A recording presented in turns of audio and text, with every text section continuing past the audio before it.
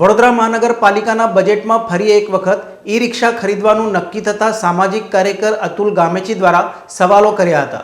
વડોદરા મહાનગરપાલિકા દ્વારા શહેરની નાની સાંકડી ગલીઓમાંથી કચરો એકત્ર કરવા માટે ઈ રિક્ષાઓનો પ્રોજેક્ટ હાથ ધર્યો હતો।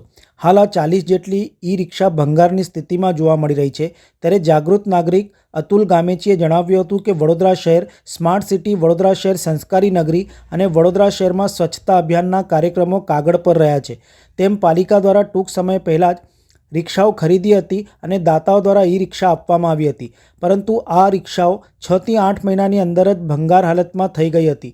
બેટરી બગડી ગઈ, વાયરો તૂટી ગયા, અંદરનો સામાન ચોરાઈ ગયો હતો અને એ રીતના અત્યારે જોઈ શકાય છે કે ખડકલો ઊભો થયો છે।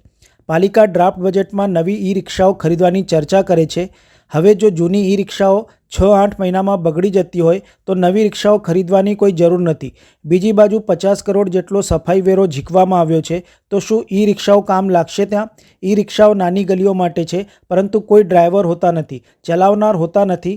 અમારી એક જ માંગ છે કે આવા ખોટા ખર્ચાઓ નહીં કરીને વડોદરા શહેરની જનતાના વેરા સારા કામમાં વપરાય તેવી સામાજિક કાર્યકરે માંગણી કરી હતી।